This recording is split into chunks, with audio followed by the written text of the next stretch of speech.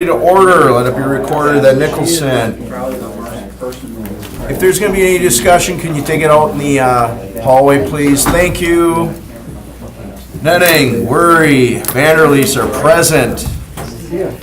I need a motion to approve the minutes from the regular meeting on March 14, 2018. Motion by Vanderleest to approve, second by Worry. Under discussion. Hearing none, all in favor? Aye. Nays, motion carried. Approval of the agenda.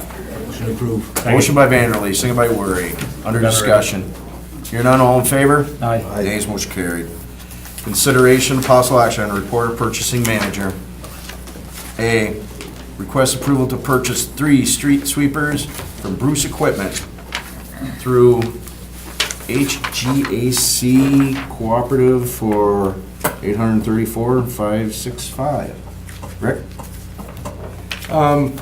First of all, I would like maybe staff to give us some background here. These are, and I don't know if there was new requirements by the DNR as far as sweeping technology, but I am aware in talking to our fleet manager, Nathan, that... Steve, comment? Well, it's a combination, we're looking at a combination of different types of vehicles. Correct me if I'm wrong, Nathan, are the Broom Bears the chassis mounts? Yes. The underbodies. So as opposed to, you're probably more aware of either the Pelican type sweeper, which looks almost like a Zamboni, if you want to look at it that way, and then we have the larger truck type sweeper. So we've got 2 different types of sweeper involved in the purchase. So that's why you see there's 2 of one type and 1 of the other. The staff, which included fleet operations and the sewer department, looked at several different brands of equipment. And this particular brand, the Elgin Sweeper, is the one that best met the needs of the department. And that was a consensus of the department. And so, from a purchasing standpoint, we went out to look at acquiring that equipment. There's only one authorized dealer in the state of Wisconsin for Elgin, and that is Bruce Municipal. However, that equipment is available on 3 national cooperative contracts. And so we looked at all 3 of them. 2 are in Minnesota. HGAC is Houston Galveston area cooperative. They're all nationally recognized, and we kind of found a little bit of a loophole in that the HGAC contract is based on last year pricing, whereas the other 2 have expired and they're quoting 2018 pricing. So our recommendation was to buy from the HGAC contract for a total cost of $834,565, which is about a $5,500 savings versus the other 2 cooperatives. And the cost, the funding source for this is part of the storm sewer budget, and the amount is in the budget that was approved for this year. Thank you. Questions or concerns? If not, I'll entertain a motion. Motion to approve. Motion by Vanderleest to approve, second by Netting. Under discussion. Hearing none, all in favor? Aye. Nays, motion carried. The second item. One second, Rick, let me just read it, please. Request approval to purchase clam-style loader buckets from Airing Equipment Company for $28,214. Rick? We issued an RFQ for this equipment. We had 3 responses, and we're recommending an award to the low responsible bidder, Airing Equipment, for $28,214. Move to approve. Motion by Netting to approve, second by Worry. Under discussion? Hearing none, all in favor? Aye. Nays, motion carried.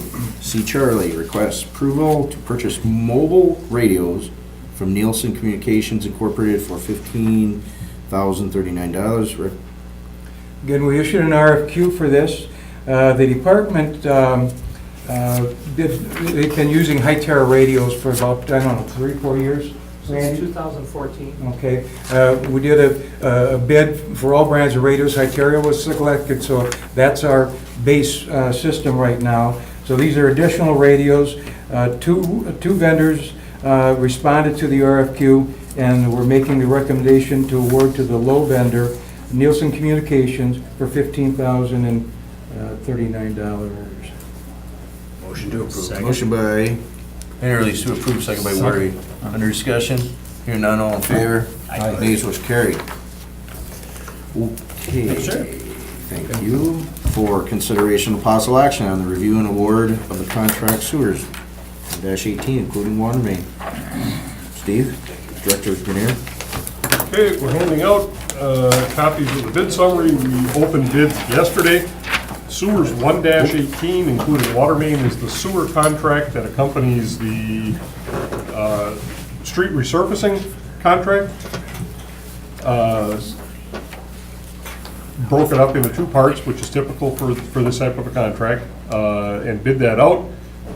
Received a total of 6 bids. Now, Peters Concrete and DeGroat, due to workload, only bid the Part B, not the Part A. But low responsible bidder for Part A was Dorner Incorporated at $1,107,166.18. David Tenner Corporation was the low responsible bidder on Part B in the amount of $985,206.14. Staff was very happy with the numbers we received and recommend award to those two contractors in the amounts as specified. Questions or concerns? If not, I'll entertain a motion. One question. Yes, sir. Steve, Alderman is Vanderleest. this going to some of the Webster work that we're going to be doing? Nope, this is simply, this contract is limited to the resurfacing streets that we had, I think, 2 meetings ago. Sanitary sewers and water mains. Vanderleest, Sanitary you still got the sewer, floor. storm, and water. And storm and water. Okay, that's all I got to know. Thank you. Okay, Alderman Nenning. Move to approve. Motion to approve by Nenning, second by Vanderleest. Under discussion. Hearing none, all in favor? Aye. Nays was carried. 5, consideration of possible action on applications for concrete sidewalk builders licenses by the following. You got any issues with any of these, Steve? Okay, just a couple of things to make you aware of. All right. For all except B, G, and H, no problems. B, G is in George. Correct. H is in Henry. Okay. For G and H, Apple Valley and Delahut, these two contractors have held, they have not held a license in the past 10 years. We do recommend conditional approval, conditioned upon successful background checks, which we have done in the past. B, R.G. Hendricks and Sons. They had some issues back in 2016 with performance. As a result of that, we recommended last year that they not be granted a sidewalk builder's license. They have made substantial improvement, and we are recommending that they be reinstituted to the program. We just wanted to make sure that you were aware they had lost their license in 17. They've made the corrections we've asked them to make, so now we are again recommending that they be granted the license. Okay, so what kind of motion are you? So we're looking for approval of all, and G and H would be conditioned upon successful background checks. Okay, questions or concerns? If not, I'll entertain a motion to that effect. Motion by Vanderleest, second by Nenning. Under discussion? Hearing none, all in favor? Aye. Nays, motion carried. 6, consideration of possible action on applications for tree and brush trimmer license by the following. A, J&D Services. B, Andy Kays. Director Grenier? J&D is good. Andy Caves has not held a license in the past, so we'd recommend approval of both. Andy K would be conditioned upon a successful background checks. Any questions or concerns? If not, I entertain a motion to that effect by Worry. Yeah. Second by Vanderleest. Under discussion. Hearing none, all in favor? Aye. Nays, motion carried. 7, consideration of possible action on application for underground sprinkler system license by the Sprinkler Company Incorporated. Director Grenier. Not too dissimilar from one of the tree trimmer or sidewalk builder licenses we talked about. Sprinkler Company had their license, underground sprinkler system license revoked back in 2016. That was for a period of 1 year. They're eligible to come back. Again, based on our interview with them, we're confident they've made the improvements they need to make, so we are recommending approval of them for a license in 18. Questions or concerns? If not, I'll entertain a motion. Move to approve. Motion by Nenning to approve, second by Vanderleest. Under discussion. Hearing none, all in favor? Nays, motion carried. 8, Consideration of possible action and request with Department of Public Works to enter into a professional services agreement with AECOM for construction services for the Bridge 1-18. Basically Atkinson Drive over CNWC Railroad rehab project. Director Kinnear. We didn't want to pull it off of the agenda. We're asking you to hold it. We thought we would have the negotiations completed to actually bring the contract to you tonight, but those are not completed. We're hoping to actually have the contract. We just want you to be aware it's out there. Fair enough. Any questions or concerns? To hold. Motion by Weary to hold, second by Nenning. Under discussion? Hear none, all in favor? Aye. Ayes, motion carried. Director's report, Director Grenier. Staff is busy converting the fleet. We're making our annual conversion from winter to summer operations. We are obviously keeping a substantial number of vehicles in winter mode, just in case. We're not out of April yet, so I don't like rolling those particular die. We have started street sweeping. What we're doing, we work pretty cooperatively with Green Bay Water Utility on a variety of fronts, but especially when we get to street sweeping, they've got their annual unidirectional flushing program where they're doing, it's more than just flushing, it's flushing that's intended to scour the pipe to cut down on accumulated lead deposits to help them pass their lead testing and get that lead completely out of the line. So we work with them on where they're gonna be doing that UDF, and we sweep ahead of them so that they're not flushing the hydrants and blowing all that stuff down into the storm sewer, causing a violation of our permit. So we're actually out ahead of them, doing street sweeping in areas where they're gonna be unidirectional flushing early in the year. Yard waste sites are open daily now. We've got press releases out. We're on social media with the DPW and the city's websites advising residents of that. Spring yard waste collection begins April 9th and will run until May 7th.